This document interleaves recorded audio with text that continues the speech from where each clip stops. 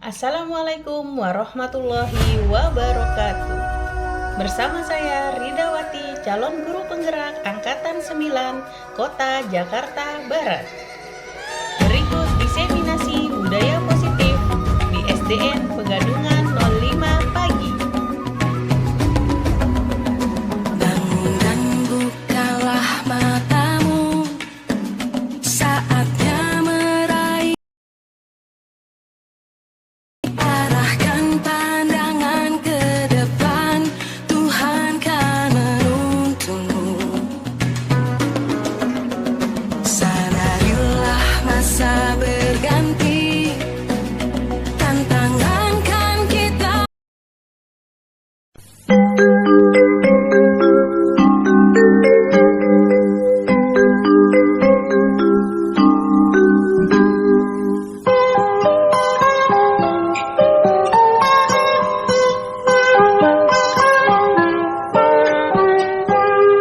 Pagiku cerahku, matahari bersinar, ku gendong tas merahku di pundak. Selamat pagi semua, ku nantikan dirimu di depan kelasmu, menantikan kami. Guruku tersayang, guru tercinta, tanpamu apa jadinya aku? Tak bisa baca tulis. Pagiku cerahku, matahari bersinar, ku gendong tas merahku di pundak. Selamat pagi semua, ku nantikan dirimu di depan kelasmu, menantikan kami. Guruku tersayang, guru tercinta, tanpamu apa jadinya aku? Tak bisa baca tulis, mengerti banyak hal. Guruku, terima kasihku. Nyatanya diriku kadang buatku marah, namun segala maaf kau berikan. Pagiku cerahku, matahari bersinar, ku gendong tas merahku di pundak. Selamat pagi semua, ku nantikan dirimu di depan kelasmu, menantikan.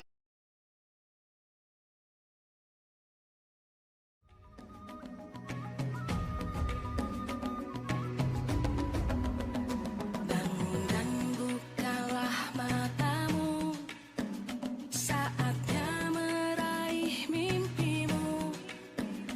Arahkan pandangan ke depan, Tuhan kan. Kita sudah membuat yang namanya kesepakatan. Kesepakatannya sudah kita tempel juga di sini. Ini kesepakatan kelas kita, kesepakatan kelas 5B. Ternyata tidak berhenti sampai di kesepakatan saja. Kenapa? Karena kesepakatan itu kalimatnya panjang kan? Kita sederhanakan menjadi keyakinan kelas. Supaya apa? Supaya mudah diingat dan supaya tidak ada yang melanggar atau maksudnya tidak menaati keyakinan kelas yang sudah kita sepakati. Nah, dari kesepakatan kelas ini, mulainya dari mana sih? Dari surat pendapat. Sebelumnya kita menyatakan kan satu-satu pendapatnya. Misalnya nih, kayak Salma, ibu bacain ya, punya Salma. Salma tidak boleh berbicara saat berdoa. Nah, berarti keyakinan kelas supaya kalimatnya lebih sederhana, tidak boleh berbicara saat berdoa. Kira-kira apa nih keyakinan kelasnya? Kalau tidak boleh berbicara saat berdoa. Kan artinya kita berdoa harus sungguh. Nah, berarti apa nih keyakinan kelasnya? Yang tepat. Religius. Berarti keyakinan yang pertama, keyakinan kelas 5B yang pertama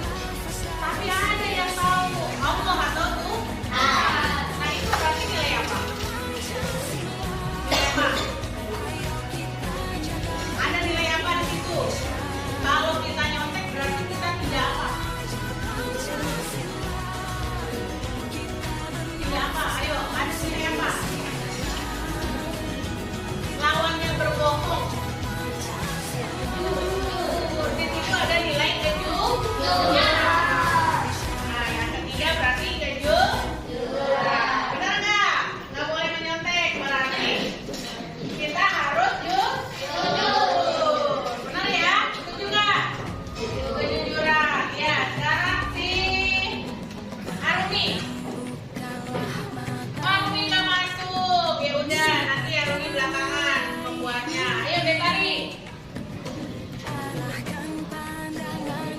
Ini pendapat yang sudah kita buat. Betari apa? Baca. Mengumpulkan PR tepat waktu. Kira-kira masuk kemana nih? Ya, ya. Ayo lanjut. Samping.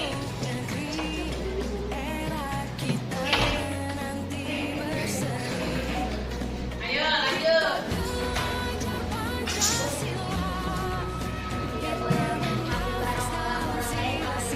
Tidak boleh mengambil barang orang lain tanpa izin. Berarti apa nih? Kira-kira nilainya? Jujur, kejujuran. Berarti kita harus izin terlebih dahulu. Ya, ayo lanjut. Di Walid. Baca Walid. Mana punya Walid? Cari. Kotak Walid. Tidak boleh memainkan bangku. Ayo, kira-kira apa nih nilai-nilainya? Ayo, tidak boleh memainkan bangku. Memainkan bangku. Masuk juga sepertinya ke disiplin kan? Iya, berarti nilainya disiplin. Ya, lanjut sama. Salma udah tadi udah baca Askana. Tadi Salma sebagai contohnya. Sekarang Askana.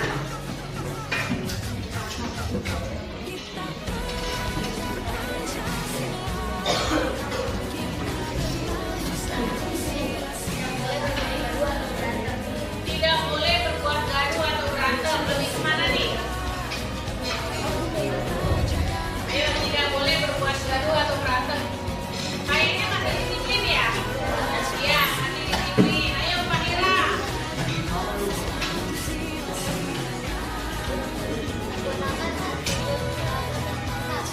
Nah, menggunakan atribut seragam yang lengkap. Kayaknya masih sama nih.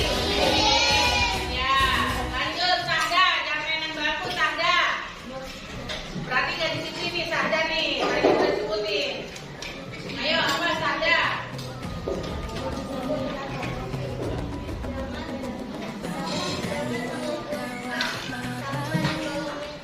Jangan mengumpulkan sampah di kolong meja. Nah tuh, apa tuh?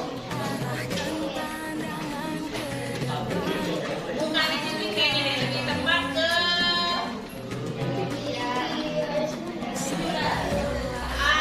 menjaga kebersihan. Lebih tepat ke menjaga kebersihan. Boleh mengumpulkan sampah ya. Menjaga kebersihan. Sekarang Alif, maju. Ayo dibaca.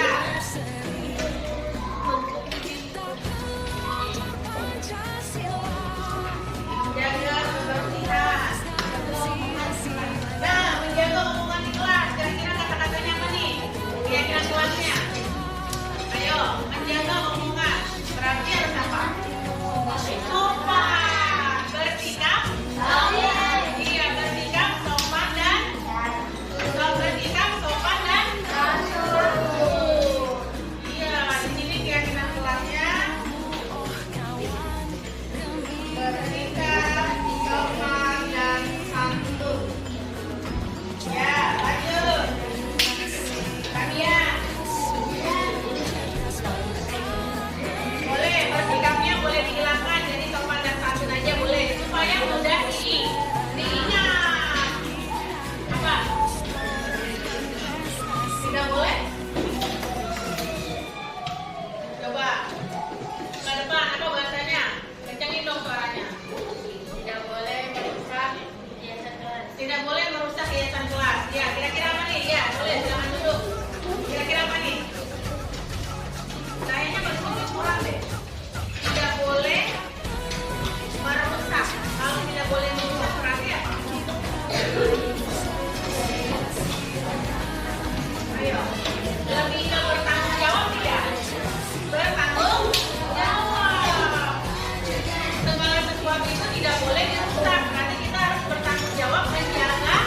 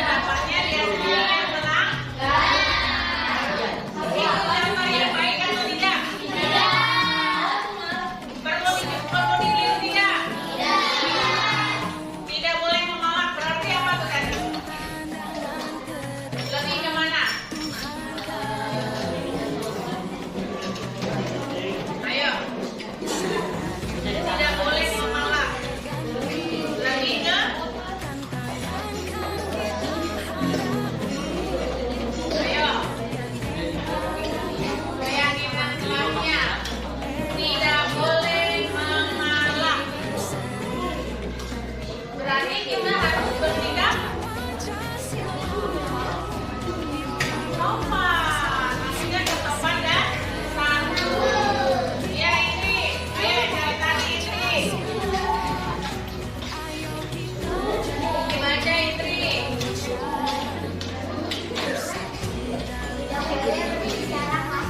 Nah, tidak boleh berbicara kasar. Maksudnya kemana? Iya, sopan dan santun. Ayo Raka.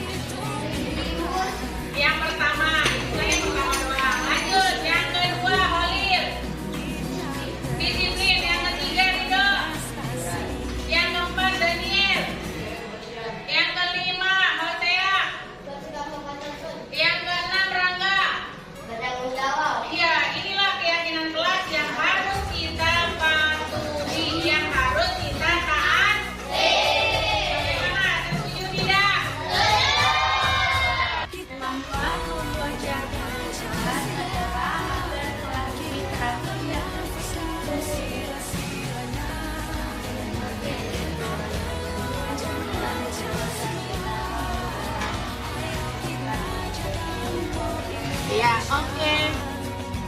Ini adalah tentang dia yang keras dan juga keyakinan keras itu bisa menyenangkan.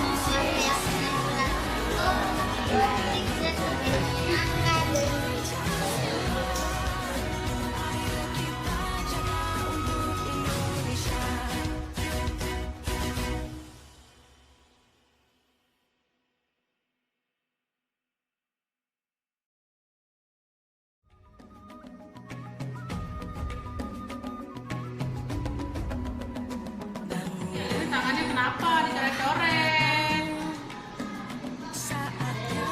Iseng, ya ampun, gabut ya. Kalau tangan dicoret-coret begini, kelihatannya indah nggak sih kalau di tangan? Enggak kan? Malah kayak tangannya kelihatan lebih kotor. Iya, jorok lah ibaratnya gitu kan. Ya sudahlah, nggak apa-apa. Berbuat itu perbuatan salah. Yang berbuat salah itu juga nggak apa-apa sih. Gitu. Yang penting kita bisa memperbaiki kesalahan kita itu. Karena tidak ada manusia yang sempurna di dunia ini, ya. Ibu juga pernah melakukan kesalahan dan kesalahan itu sudah diperbaiki. Nah, setiap kita mempunyai kesalahan, ya kita harus segera memperbaiki kesalahan itu. Nah, lalu nih dari kesalahan yang sudah kamu buat, kamu pasti punya alasan. Kenapa sih menggambarnya tuh di tangan, melakukan itu di tangan? Bisa gabut. Nah, berarti kamu butuh yang namanya kesenangan. Kalau lagi iseng berarti butuh kesenangan nih. Jadi menggambarlah, terjadilah gambar yang ada di tangan. Nah, sekarang ibu mau tanya lagi nih. Kalau gambarnya di buku, lebih bagus ya? Di buku gambar deh misalnya. Nah, terus karena kamu sudah melakukan kesalahan berarti otomatis kamu sudah melanggar kesepakatan, keyakinan kelas yang sudah kita buat. Ingat nggak apa aja yang berhubungan dengan kesalahan yang kamu buat di gambar di tangan? Apa? Menjaga kebersihan. Kenapa kok bisa bilang menjaga kebersihan?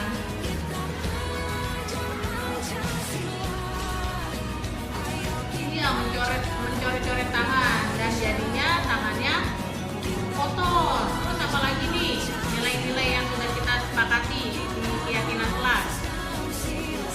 Tidak disiplin. Kenapa? Ayo. Waduh, mencoretnya atau melaksanakan kesalahannya pada jam pelajaran. Nah, sekarang kamu sudah tahu kan itu salah. Nah, mengapa? Tadi sudah dijelaskan juga, karena melanggar keyakinan kelas, yaitu menjaga kebersihan diri dan tidak disiplin. Bagaimana nih kamu memperbaikinya? Kesalahan yang sudah kamu perbuat. Akan menghapusnya segera ya. Apakah besok-besok ibu masih melihat gambar itu di tangan kamu atau gambar lain di tangan yang berbeda?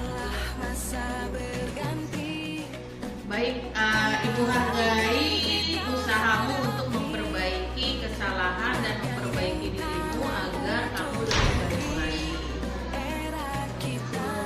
Sama-sama, jangan ulangi lagi ya. Semangat untuk memperbaiki diri. Halo, assalamualaikum. Mau nggak dipanggil sama? Nggak tahu kan? Kamu yang melaporkan. Bu, ada yang naik-naik nyanyi lagu.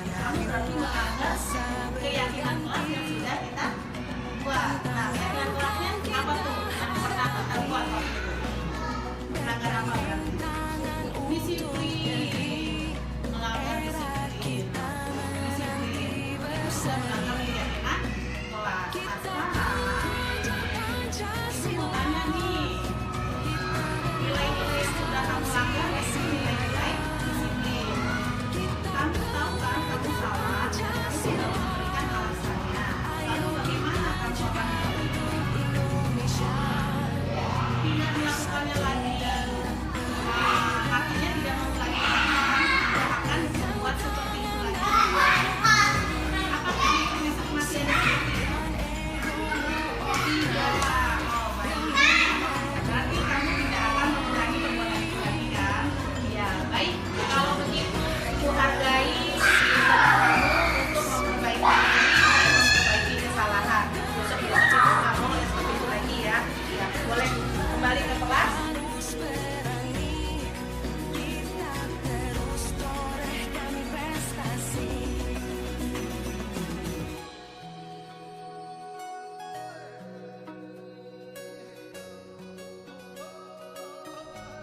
Demikianlah hasil diseminasi yang dapat saya sampaikan. Semoga bermanfaat bagi kita semua. Amin amin ya robbal alamin. Wabillahi taufiq wal hidayah. Wassalamualaikum warahmatullahi wabarakatuh.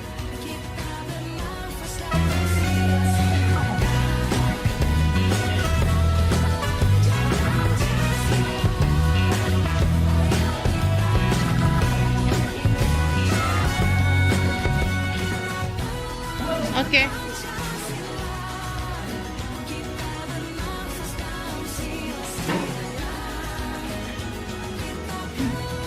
Assalamualaikum warahmatullahi wabarakatuh. Waalaikumsalam warahmatullahi wabarakatuh. Selamat siang, salam sejahtera untuk kita semua. Yang terhormat Kepala SDN Pegadungan 05 Pagi, Bapak Susmiharto MPD. Yang kami hormati Wakil Kepala SDN Pegadungan 05 Pagi, Ibu Roslita Tampung Bolon SPD. Yang kami hormati Bapak dan Ibu guru serta tenaga kependidikan. Alhamdulillah, pertama-tama marilah kita panjatkan puji dan syukur kehadirat Allah Subhanahu wa Ta'ala atas segala nikmat yang diberikan, sehingga kita semua bisa berkumpul dalam kegiatan diseminasi budaya positif. Para hadirin yang saya hormati, saya selaku pembawa acara akan membacakan susunan acara pada siang hari ini. Adapun susunan acaranya adalah 1. Pembukaan, 2. Menyanyikan lagu Indonesia Raya, 3. Sambutan kepala sekolah, 4. Diseminasi budaya positif oleh calon guru penggerak, 5. Refleksi, 6. Penutup. Para hadirin yang saya hormati, mari kita buka kegiatan pada siang hari ini dengan mengucapkan basmalah. Bismillahirrahmanirrahim. Sebagai wujud rasa cinta kepada tanah air, marilah kita bersama menyanyikan lagu Indonesia Raya yang akan dipimpin oleh Ibu Siti Rohmah SPD. Kepadanya kami persilakan. Hadirin dimohon untuk berdiri.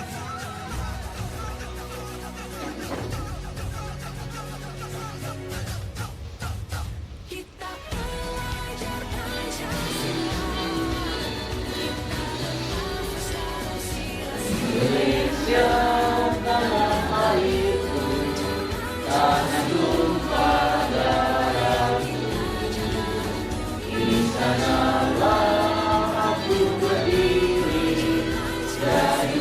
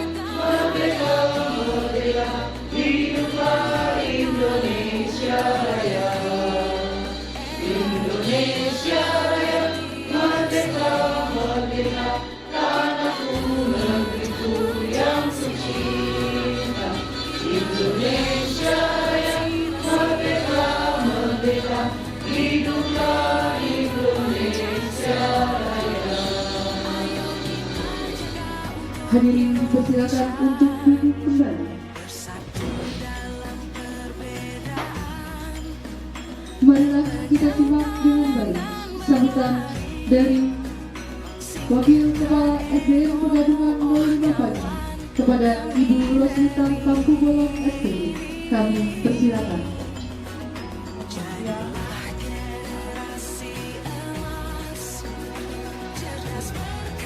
Selamat siang, salam sejahtera buat kita semua. Bapak Ibu Guru SDN Penggabungan 05 Pagi yang saya hormati dan banggakan, dan juga kita berkumpul hari ini, siang ini, untuk sama-sama mendengarkan kegiatan dari Ibu Ridawati Batubara SPD yang akan menyampaikan diskriminasi budaya positif. Karena seperti yang kita ketahui sama-sama bahwa Ibu Ridawati ini adalah calon guru penggerak tahap berapa? Tahap ke-8. Dan dari awal juga Ibu Rida sudah sama-sama bersama kita untuk menyampaikan kegiatan-kegiatan apa saja yang akan dilakukan selama Ibu Rida menjadi calon guru penggerak. Dan yang kemarin, yang beberapa hari yang lalu bersama mengajar praktek, Ibu Nurayati juga beberapa hari bersama-sama dengan kita mendengarkan juga kegiatan seperti ini. Dan ini yang untuk kedua kalinya, mungkin juga untuk yang seterusnya juga kita akan bersama-sama mengikuti kegiatan yang disampaikan juga oleh Ibu Ridawati. Jadi sebagai wakil dari Bapak Kepala Sekolah yang belum hadir, tidak hadir pada hasil hari ini, ya, saya meminta dan memohon supaya kita semua Bapak Ibu Guru untuk bekerja sama mendukung aktivitas atau kegiatan yang akan disampaikan atau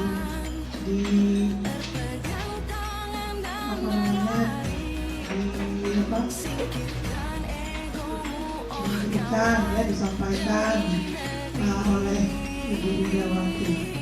Ya, jadi seperti itu ya Bapak Ibu ya. Mohon supaya kita mau bekerja sama. Apa yang akan dilakukan oleh Ibu Ridawati, dan Ibu Ridawati juga menjadi istilahnya pengaruh, mempengaruhi atau menjadi mentor ya, seperti mentor, pengaruh yang positif, karena juga sesuai dengan materi yang ingin dia sampaikan yaitu budaya positif, bagaimana di tengah-tengah kebersamaan kita dan aktivitas kita sebagai guru, sebagai pendidik di sekolah kita ini bisa menjadi angin segar, dan ini menjadi angin segar membawa hal yang positif bagi kita semua, karena ciri khas dari guru penggerak itu bergerak, menggerakkan.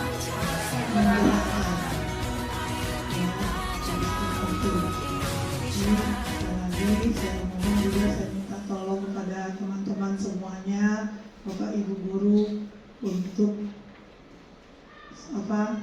kalau kita misalnya Bapak Ibu Guru selangkah, kalau Ibu Rida 5 langkah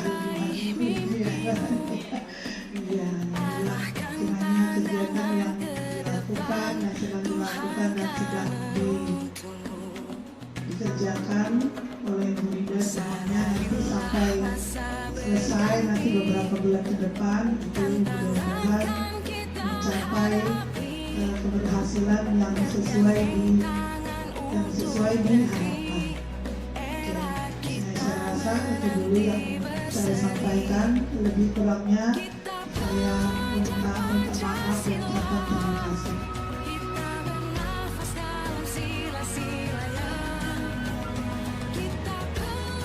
Baik, selanjutnya marilah kita dengarkan dan kita simak dengan baik diseminasi budaya positif oleh calon guru penggerak Ibu Ridawati SPD. Kepadanya kami persilakan.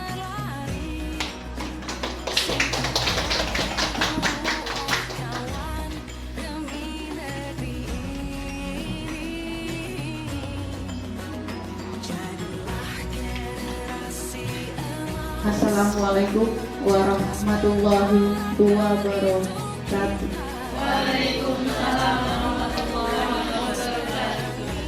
Selamat siang, salam sejahtera untuk kita semua, Bapak Ibu Guru. Yang saya hormati Bapak Kepala Sekolah SDN Pegadungan 05 Pagi, Bapak Susmi Harto, yang kebetulan saat ini sedang ada agenda untuk diseminasi juga di SDN Pegadungan 13 dan 14. Yang saya hormati Ibu Roslita Tampu Bolon selaku Wakil Kepala Sekolah SDN Pegadungan 05 Pagi, Bapak Ibu Guru serta tenaga kependidikan. Puji syukur kehadirat Allah Subhanahu wa Ta'ala, Tuhan yang Maha Esa, yang mana telah memberikan kita kesehatan sehingga kita bisa berkumpul di tempat ini untuk melaksanakan atau mengikuti kegiatan diseminasi budaya positif dalam rangka pemenuhan tugas akhir modul 1 dalam bentuk aksi nyata diseminasi budaya positif di SDN Pegadungan 05 Pagi, Rabu 25 Oktober 2023. Salawat serta salam tidak lupa kita sampaikan kepada Nabi besar kita, Nabi Muhammad SAW.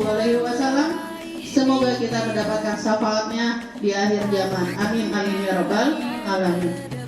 Baik Bapak Ibu, tujuan kegiatan kita hari ini yaitu diseminasi budaya positif di SDN Pegadungan 05 Pagi dalam rangka pemenuhan tugas aksi nyata modul 1.4 yang sudah saya pelajari kurang lebih 2 bulan, dari bulan Agustus, September. Sekarang saya sudah masuk modul 2.1. Nanti juga ada aksi nyata seperti ini lagi. Mohon bantuannya ya Bapak Ibu Guru.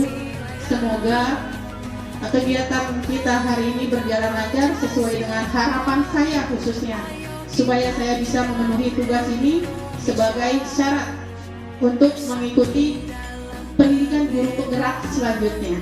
Terima kasih.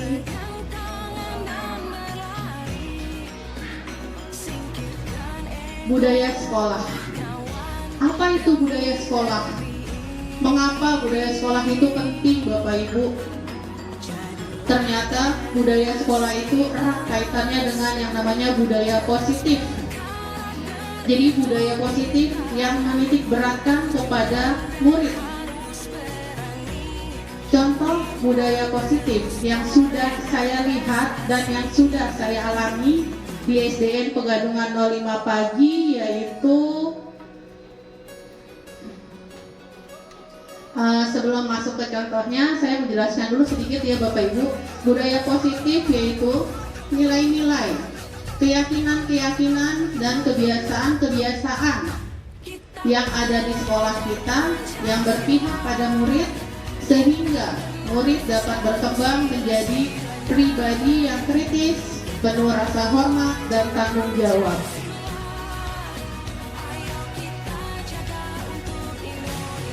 Ini kegiatan kebiasaan di sekolah kita di SDN Pegadungan 05 Pagi. Di hari Senin seperti biasa pembiasaan upacara bendera setiap hari Senin. Di hari Selasa ada kegiatan makan bersama. tentunya makanan sehat dan bergizi. Di hari Rabu ada kegiatan pramuka. Di sini lebih ditekankan kepada penanaman karakter. Di hari Kamis ada senam bersama. Lalu di hari Jumat ada kegiatan rohis dan rokis yang dibimbing oleh masing-masing. Setiap guru sudah ada tugasnya masing-masing. Selain kegiatan kebiasaan, di sekolah kita juga sudah ada yang namanya kegiatan ekstrakurikuler. Yaitu yang pertama, ekstrakurikuler silat. Yang kedua ada paskibra. Lalu yang ketiga ada hadro, futsal. Sebenarnya masih banyak lagi ya Bapak Ibu. Di sini belum saya masukkan nari. Ada ekskul tari juga. Ada ekskul pramuka yang intinya setiap hari Rabu. Saat ini sebentar lagi akan dilakukan ekskul pramuka pada pukul 2 tepat. Itu juga ada pembinanya sendiri, ada pelatihnya sendiri. Pembinanya dari dulu, pelatihnya kita dari luar.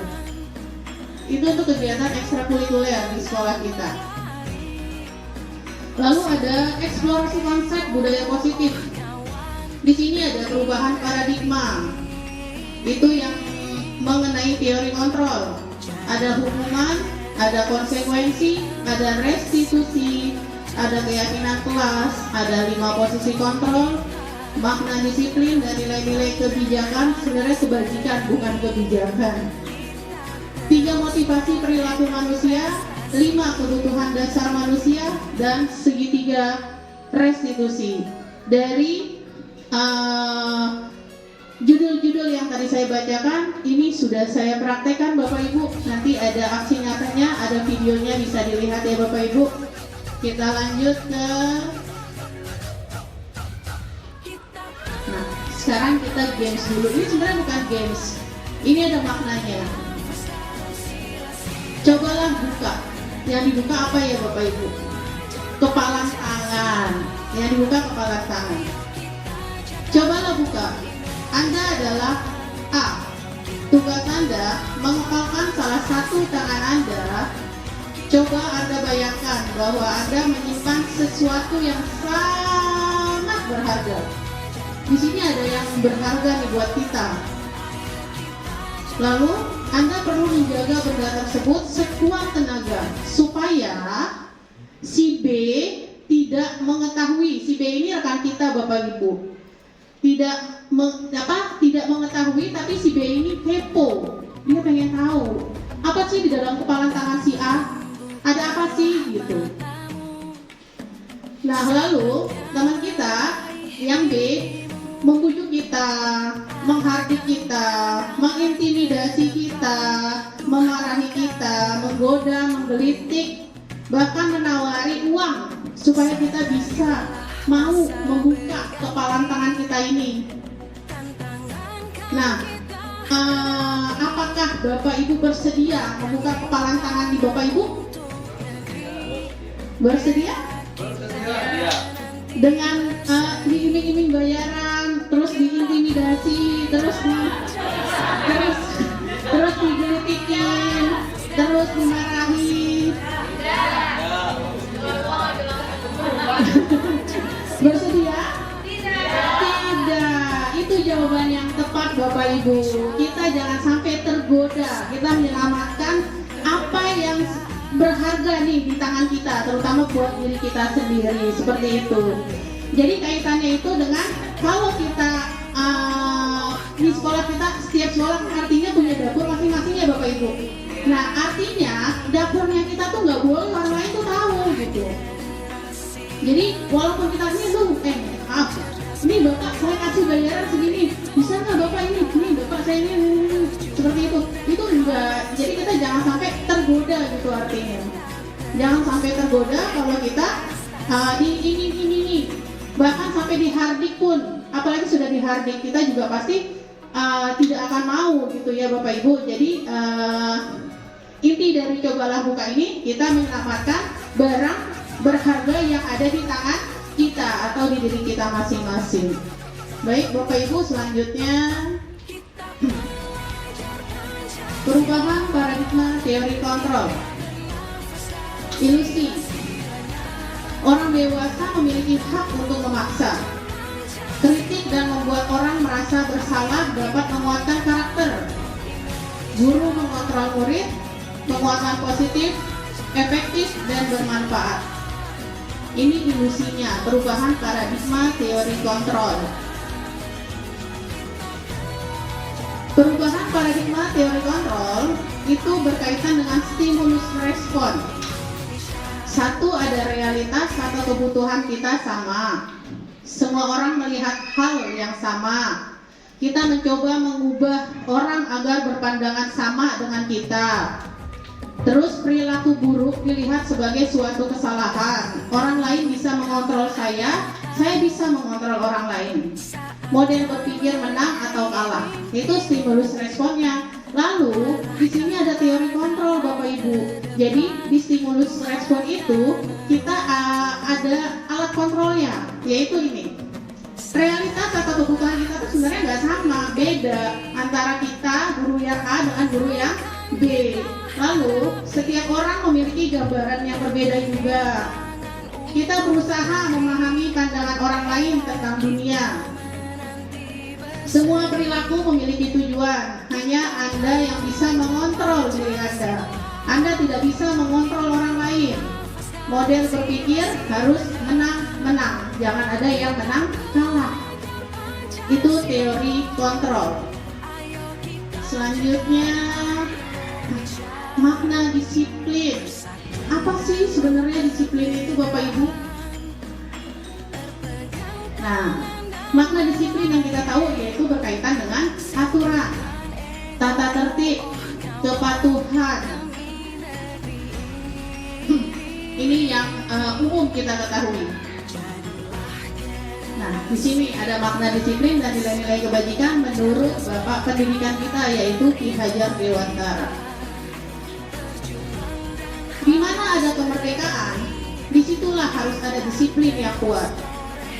Sungguh pun disiplin itu bersifat self-disiplin, yaitu kita sendiri yang mewajibkan kita dengan sekeras-kerasnya. Tetapi itu sama saja, sebab jikalau kita tidak cakap melakukan self-disiplin, wajiblah penguasa lain mendisiplinkan diri kita. Jadi kalau kita tak disiplin, Bapak Kepala Sekolah kita wajib mendisiplinkan kita. Dan peraturan demikian itulah yang harus ada di dalam suasana yang merdeka. Itu menurut Ki Hajar Dewantara di dalam pemikiran dan konsepsi keteladanan sikap merdeka cetakan kelima tahun 2013 halaman 470.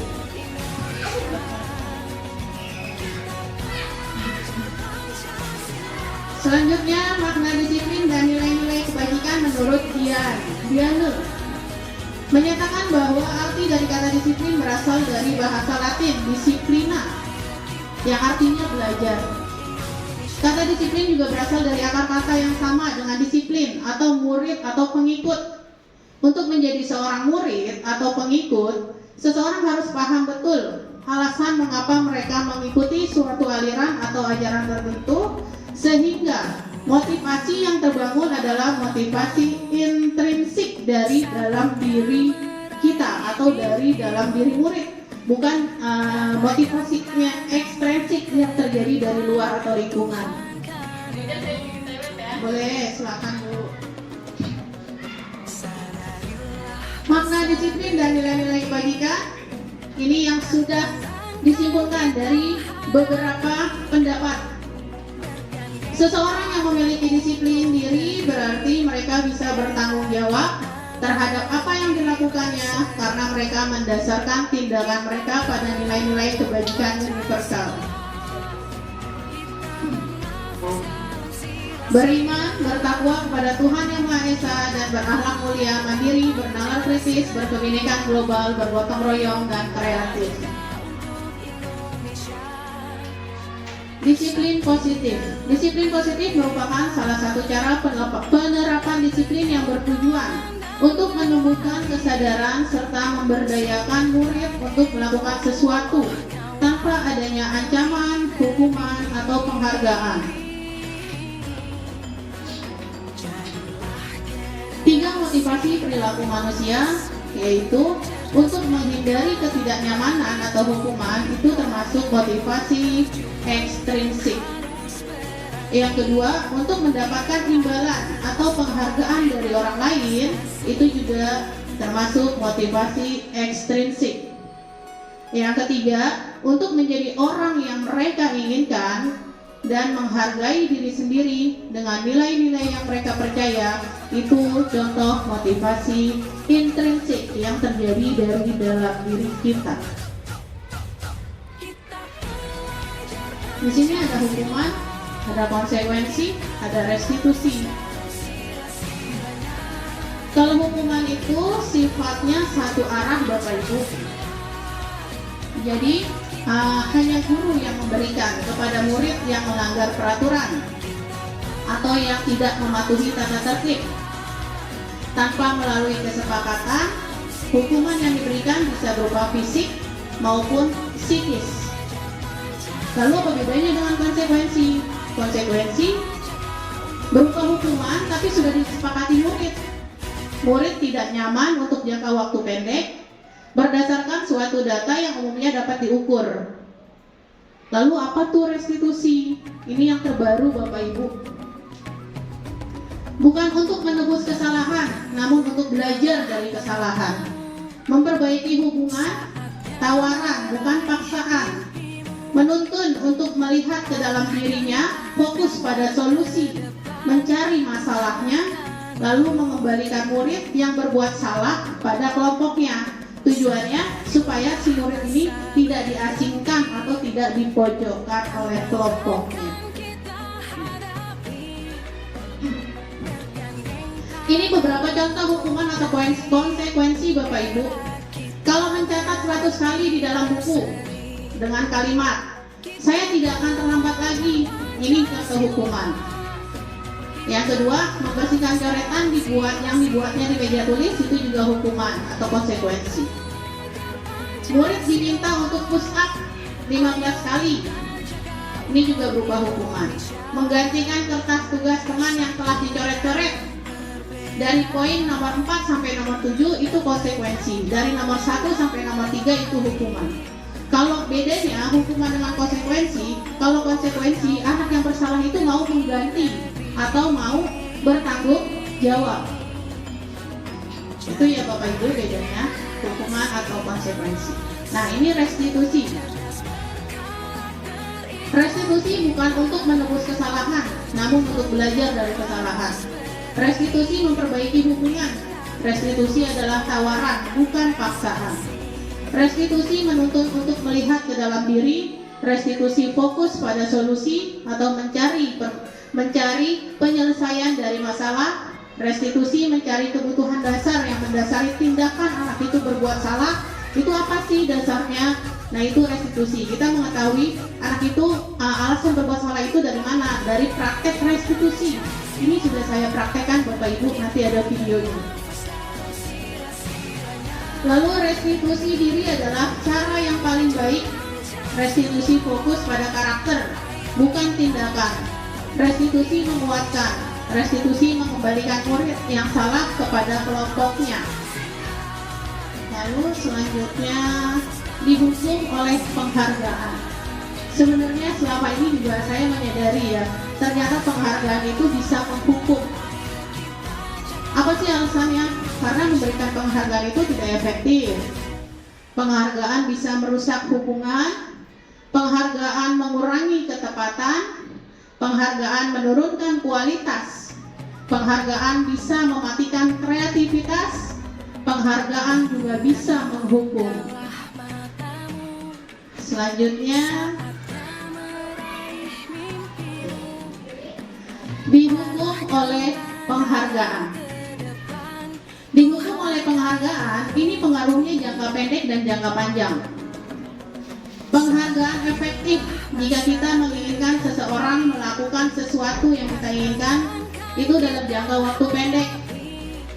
Jika kita menggunakan penghargaan lagi dan lagi, maka orang tersebut akan bergantung pada penghargaan yang diberikan, serta kehilangan motivasi dari dalam dirinya, yaitu motivasi intrinsik.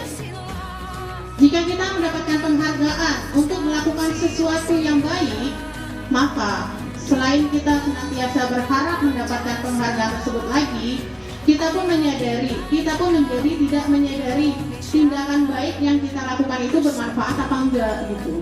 Jadi kita ada maksud. Jadi tindakan baik kita itu udah tidak memikirkan manfaatnya lagi, tapi kita mengharapkan penghargaan yang diberikan oleh orang lain kepada kita. Lalu selanjutnya keyakinan kelas. Kenapa sih keyakinan kelas? Terus apa bedanya sama kesepakatan kelas? Terus apa bedanya sama peraturan kelas? Kita lihat ya Bapak Ibu. Kalau keyakinan kelas, kesepakatan kelas lebih rinci dan detail. Kesepakatan kelas konkret dan lebih mirip pada peraturan. Itu kalau kesepakatan, beda dengan keyakinan. Kalau keyakinan bersifat lebih abstrak, nyata. Maaf, bukan nyata. Kalau nyata konkret. Berisi nilai-nilai kebajikan yang diyakini secara universal, artinya nilai-nilai kebaikan yang diyakini banyak orang atau yang sudah menjadi umum, universal. Nilai-nilai kebajikan universal yang disepakati secara tersirat dan tersurat, lepas dari latar belakang suku, negara, bahasa, maupun agama. Keyakinan kelas atau kesepakatan kelas. Ayo, selama ini kita taunya kesepakatan sama kayak juga Bu. Saya tahu keyakinan itu pada saat saya belajar modul 1.4 di CGP, di PGP, Pendidikan Guru Penggerak. Ternyata yang benar itu keyakinan kelas. Kesepakatan kelas contohnya, mendengarkan ketika guru atau teman yang sedang berbicara, tidak menyela pembicaraan, mengangkat tangan jika ingin berpendapat, datang dan pulang tepat waktu, memakai seragam sesuai jadwal, meminta izin jika akan keluar kelas, berdoa sebelum dan sesudah belajar, tidak mengganggu teman yang sedang beribadah, tidak menyontek pada saat ulangan, membantu teman yang sedang kesulitan, berkata sopan dan santun. Nah, kalau keyakinan kelasnya diperingkas, disederhanakan lagi, menggunakan kata-kata kebajikan yang universal. Contoh, datang dan pulang tepat waktu. Itu maksudnya ke disiplin Bapak Ibu. Gitu. Lalu, tidak mengganggu teman yang beribadah. Itu maksudnya ke menghargai teman boleh, beriman dan bertakwa kepada Tuhan juga boleh. Karena berkaitan dengan ibadah. Tidak menyontek ketika ulangan, itu kita bertanggung jawab. Jadi kata-kata dari kesepakatan kelas ini disederhanakan menjadi satu kata. Kenapa sih perlu disederhanakan Bapak Ibu? Karena untuk memudahkan murid mengingat dan mengurangi kesalahan. Dia tahu, oh iya, kita punya keyakinan kelas. Oh iya, kita punya keyakinan kelas ini loh. Berarti ini nggak bisa nggak bisa kita langgar. Ini tidak bisa kita maksudnya tidak bisa kita harus lakukan gitu. Jadi itu yang perlu dihindari gitu. Contohnya kalau dalam kehidupan sehari-hari misalnya, kemarin Bapak kepala sekolah juga pernah bicara baru kemarin helm. Nah, kita punya keyakinan kita pakai helm itu bukan karena polisi Bapak Ibu. Ingat nggak kemarin Bapak kepala sekolah bilang? Ya kan? Bukan karena polisi, tapi kita punya keyakinan helm itu mempunyai kata kebajikan yang universal, yaitu untuk keselamatan. Jadi walaupun ada polisi atau tidak, kita punya keyakinan kalau helm itu bisa menyelamatkan diri kita. Walaupun kita tidak tahu yang namanya bahaya bisa datang kapan saja dan kepada siapa saja, tapi paling tidak kita sudah menjaga diri kita dengan adanya keyakinan itu, yaitu keselamatan. Begitu Bapak Ibu maksudnya, paham ya? Kita belajar ya Bapak Ibu, saya juga masih belajar ini. Nah, ini saya sudah mencoba membuat keyakinan kelas. Saya tadinya kesepakatan kelas Bapak Ibu. Di situ ada anak-anak menulis kalimatnya panjang-panjang. di sebelah kiri ya Bapak Ibu. Panjang banget. Tidak boleh mengganggu teman yang sedang piket misalnya. Terus tidak boleh datang terlambat, tidak boleh bolak-balik ke kamar mandi. Pokoknya kata-kata mereka, bahasa-bahasa mereka deh, bahasa-bahasa yang kalimatnya tuh panjang-panjang. Terus kalimatnya tidak menggunakan kalimat positif atau kata positif yang menjurus kepada kata-kata kebajikan yang universal. Lalu saya sederhanakan kalimatnya. Nah, jadi kita punya 6 keyakinan kelas 5B. Tadinya banyak Bapak Ibu, 28. Karena dalam membuat keyakinan kelas ini, kita sebelumnya harus melakukan curah pendapat. Jadi itu guru nggak bisa asal, ini anak-anak ya, keyakinan kelas kita harus disiplin, kita harus bertanggung jawab. Tidak Bapak Ibu. Jadi itu anak-anak mengeluarkan pendapatnya masing-masing. Dari pendapatnya tersebut, kita ubah menjadi kalimat positif. Nah, pendapat-pendapatnya itu harusnya peraturan, belum kesepakatan.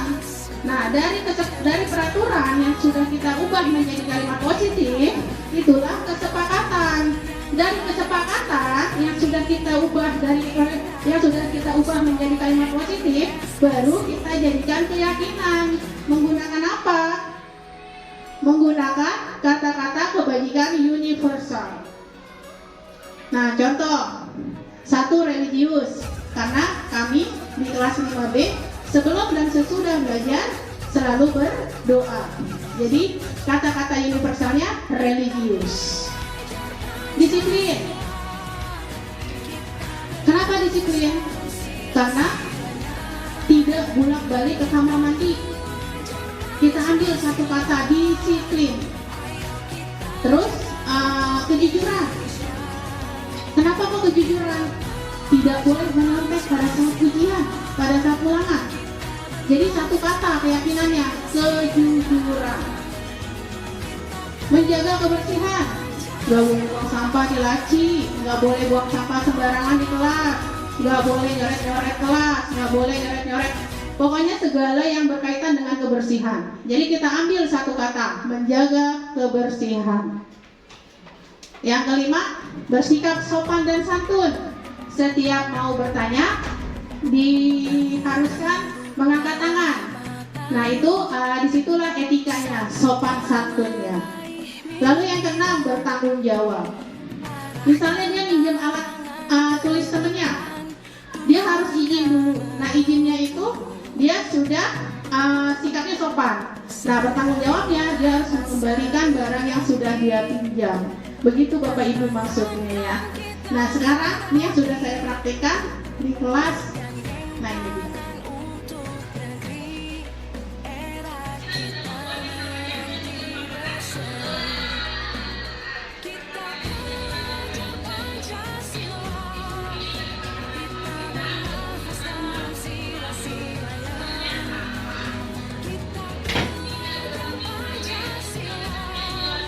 Ini sudah melalui curah pendapat ya Bapak Ibu, sudah dituangkan di dalam sebuah kesepakatan yang selama ini saya yakini kalau itu benar ternyata salah.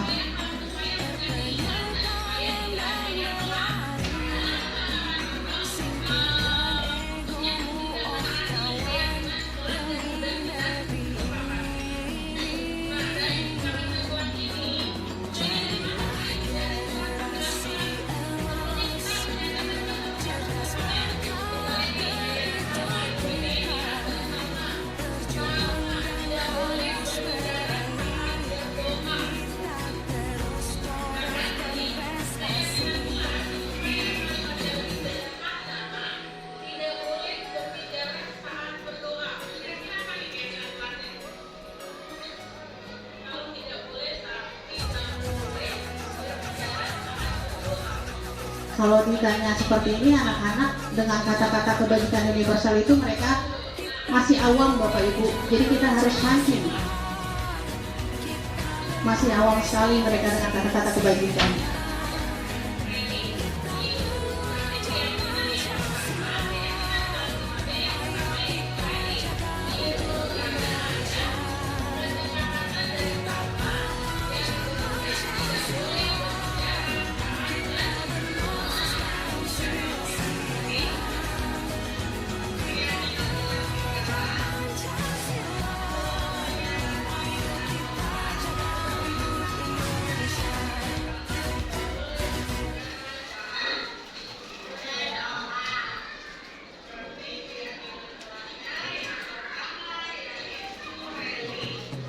Ya, ini contohnya Bapak Ibu, kita lanjutkan berikutnya yaitu 5 kebutuhan dasar manusia. Jadi itu anak-anak itu melakukan kesalahan itu ada dasarnya Bapak Ibu.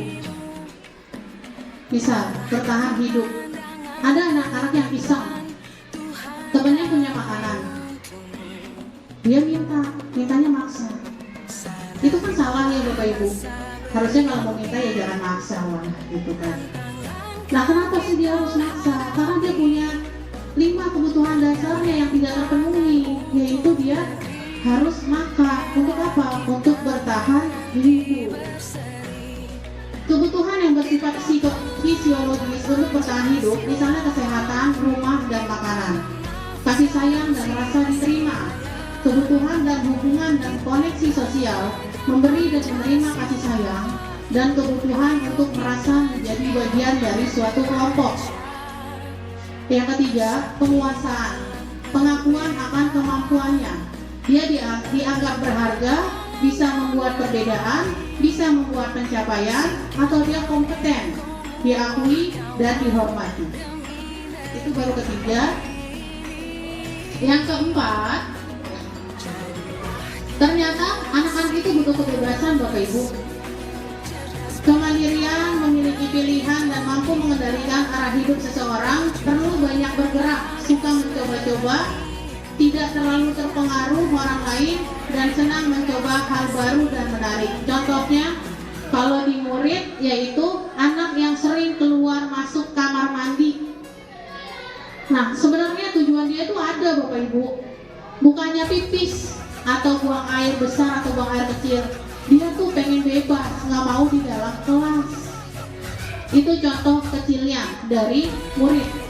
Lalu kesenangan, mencari kesenangan, bermain dan tertawa. Nah ini juga, kenapa sih anak-anak di dalam kelas itu kadang nggak bisa diem? Mereka butuh kesenangan Bapak Ibu.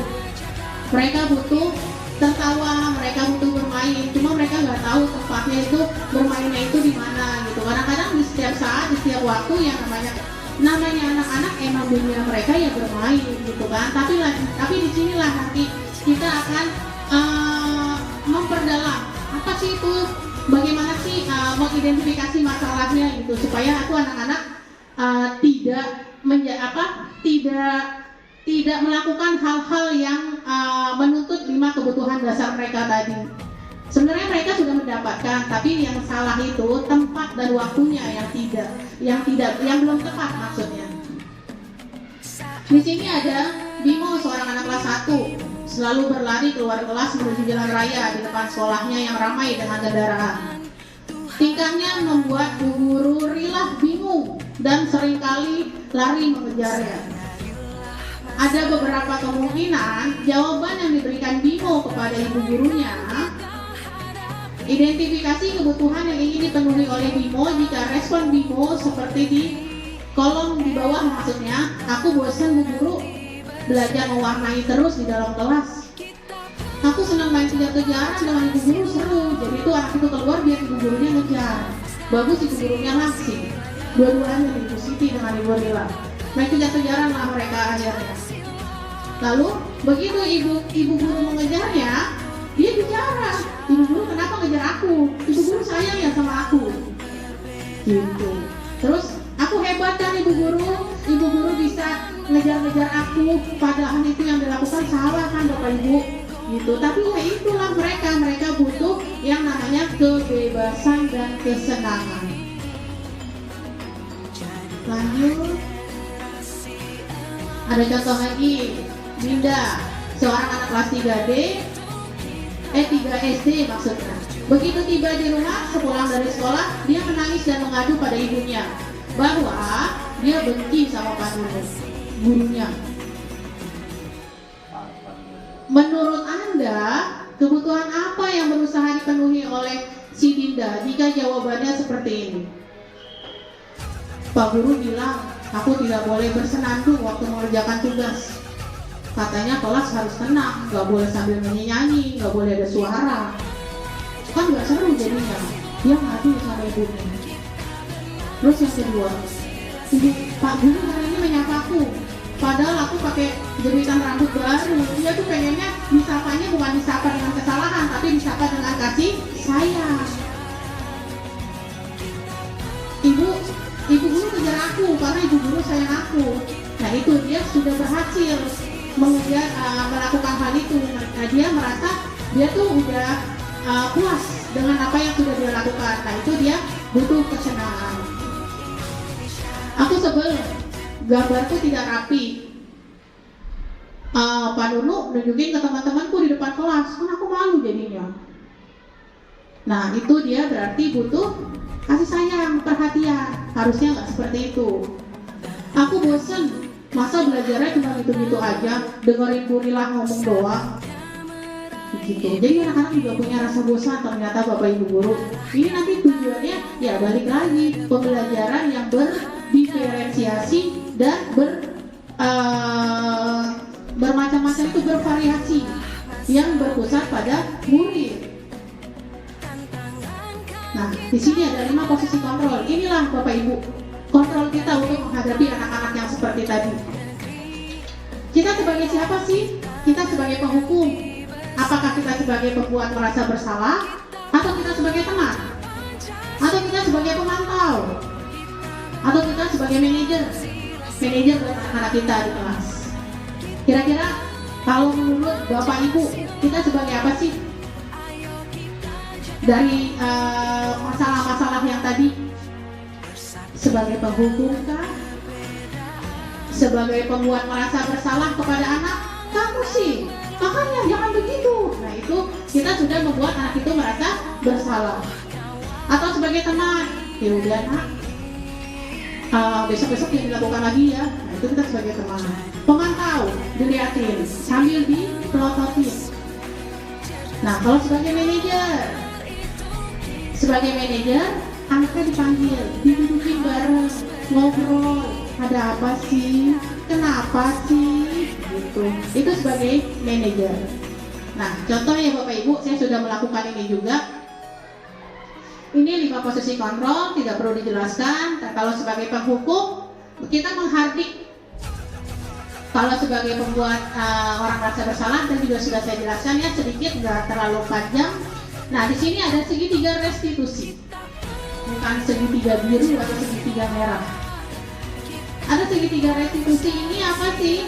Restitusi itu adalah proses menciptakan kondisi bagi murid yang melakukan kesalahan untuk memperbaiki kesalahan mereka sehingga mereka bisa kembali pada kelompok mereka dengan karakter yang lebih kuat. Jadi tidak karakter yang dipojokkan atau yang dia mah biang masalah, dia mah biang kerok. Tidak seperti itu. Itu menurut dosen tahun 2004. Nah, apa aja sih tahapan segitiga restitusi? Di sini ada kita yang namanya menstabilkan identitas, ada yang memvalidasi tindakan yang salah, ada yang menanyakan keyakinan. Nah, ini berhubungannya dengan keyakinan kelas karena dia sudah mendaftar. Kalau menstabilkan identitas, misalnya sebenarnya nak lari-lari ke kelas di luar kelas itu nggak apa-apa, itu bukan perbuatan salah. Toh di dunia ini juga tidak ada manusia yang sempurna. Bu Guru juga pernah buat salah, tapi Bu Guru berusaha untuk memperbaiki kesalahan Bu Guru. Itu salah satu contoh menstabilkan identitas. Kalau validasi tindakan yang salah, kamu pasti punya alasan. Kenapa sih kok begitu? Ini buat kelas tinggi. Kalau buat anak kelas rendah, dia perlu lulusan kasih sayang dari kita. Kenapa alasannya? Disinilah kita bertanya, barulah dia nanti mengeluarkan alasannya itu kenapa. Gitu. Nah, di sini ada yang menanyakan keyakinan. Kita lagi yang bicara. Lalu apa nih yang kita percaya? Kok tahu-tahu kamu melanggar ini? Sebenarnya ini udah ada belum sih di keyakinan kelas kita? Nanti dia yang menjawab sendiri. Sudah Bu, apa? Menjaga kebersihan Bu. Kan udah tahu kenapa dilakukan. Iseng Bu, gabut Bu. Pertanyaan, jawabannya seperti itu. Jawaban anak-anak. Ya, itu contohnya ya Bapak Ibu. Saya juga sudah mempraktikkan ini. Nanti ada videonya di sini. Kenapa restitusi itu penting? Rasa bersalah menguras energi. Ketika kita merasa bersalah, kita mengalami identitas kegagalan. Itu seumur hidup, Bapak Ibu. Jadi perlu di sini yang namanya praktek restitusi. Yang ketiga, perasaan bersalah membuat kita terperangkap pada masa lalu, di mana kita sudah tidak bisa berbuat apa-apa lagi. Jadi kalau dibiarkan, kita malah terperangkap. Selanjutnya, ini praktek segitiga restitusi yang sudah saya lakukan.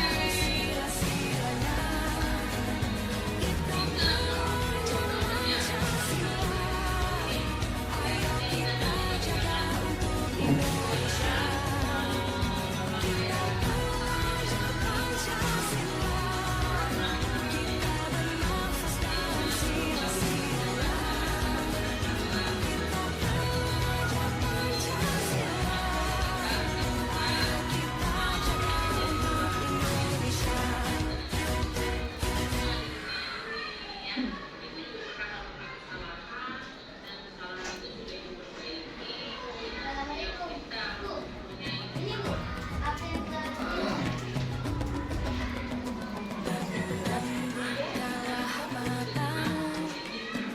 Saatnya meraih mimpimu, arahkan pandangan ke depan, Tuhan kan menuntunmu.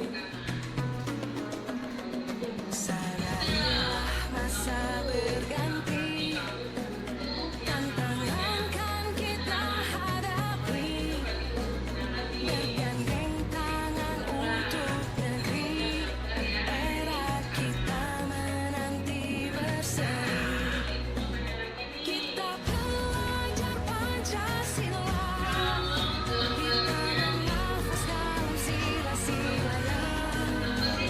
Kita pelajar Pancasila, ayo kita jaga untuk Indonesia, bersatu dalam perbedaan. Iya, ini contoh praktek segitiga restitusi ya Bapak Ibu. Ini kenapa Holina di belakangin? Karena emang kita tidak boleh melabel anak itu. Jadi kalau bisa identitasnya diumpetin. Dan saya juga di dalam video ini tidak menyebutkan nama anak itu. Kecuali kita yang guru-gurunya di sekolah pasti tahu anak itu siapa gitu kan. Gitu ya Bapak Ibu. Ini praktek segitiga restitusi yang sudah saya lakukan. Tapi tetap aja Bu, anak-anak itu saya manggil Holil. Nah itu yang lain malah ikut-ikutan menggambar biar dipanggil lagi sama ibu gurunya. Saya bilang astagfirullahaladzim. Saya bilang ya udah, akhirnya saya tanpa melakukan restitusi, tanpa melakukan praktek segitiga restitusi ini, saya suruh bersihkan berjamaah di kamar mandi. Mereka pengen dipanggil katanya seperti ini, pengen syuting kayak Holil. Iya Bu, seperti itu. Kita lanjut ya Ibu. Ya, terima kasih. Demikianlah diseminasi kita pada hari ini. Semoga bermanfaat bagi kita semua. Salam bahagia. Jaya, jaya, jaya.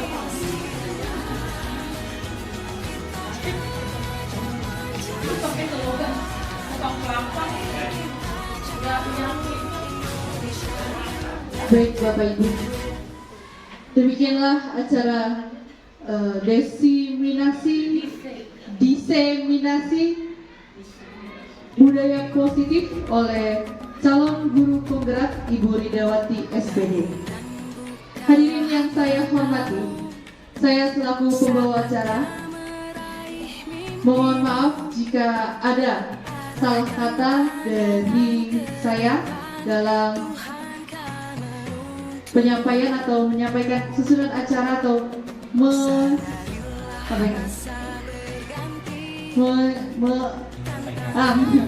acara ini.